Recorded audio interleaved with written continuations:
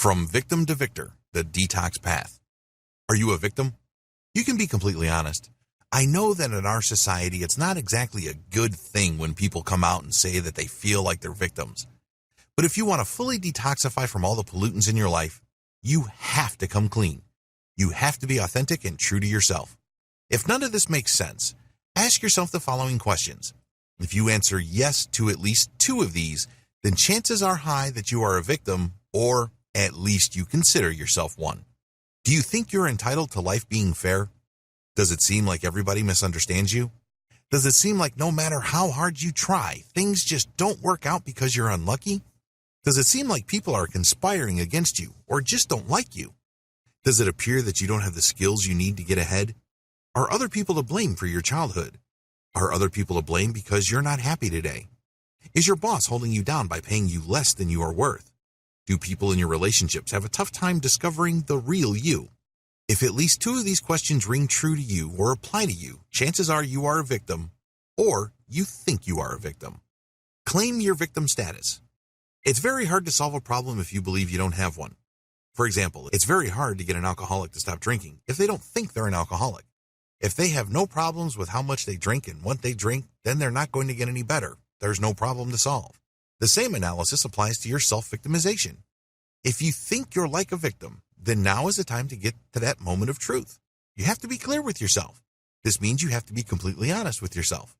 At this point, you may be working with the assumption that you are some sort of victim. Ask yourself, am I really a victim or am I just acting like one? Do I think like one? Do I understand the world like a victim? Please understand that this is not blame finding. I'm not trying to make you feel bad about yourself or put you on the spot. But until and unless you can accept the fact that you've been playing the victim game or whipping out the victim card at every opportunity, things are not going to change. Your life is definitely not going to change if you keep this up. Own up to this. Is this what you're doing? Do you see yourself as some sort of victim? Do you always see yourself as the underdog? Do you see yourself as the person that things are happening to instead of the person who is actually making things happen? You have to be completely clear here, because if there's any kind of victimization, you have to look at it straight in the eye and accept that this is happening. If you are in any kind of state of denial, progress is impossible. How can there be progress when you deny that there's even a problem in the first place? You won't be able to fix what you need to fix. Detox step number 1.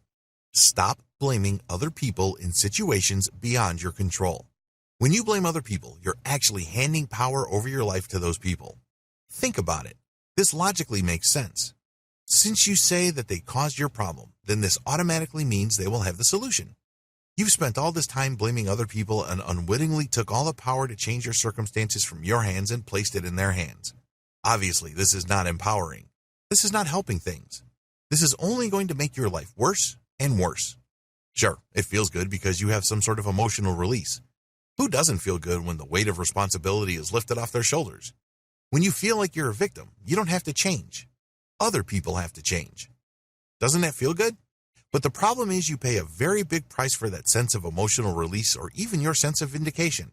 That sense of vindication you feel when you blame other people, like your father abusing you or your mother making you feel like garbage, comes at a very high price because you rob yourself of the power to make something out of yourself.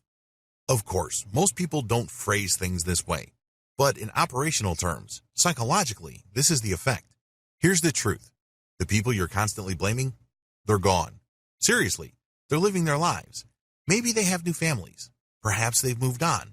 As traumatic as that experience may have been for both of you, they're not in any way, shape, or form feeling your anger, hate, and resentment. The only person taking the brunt of all that emotional damage is you. Stop beating yourself up.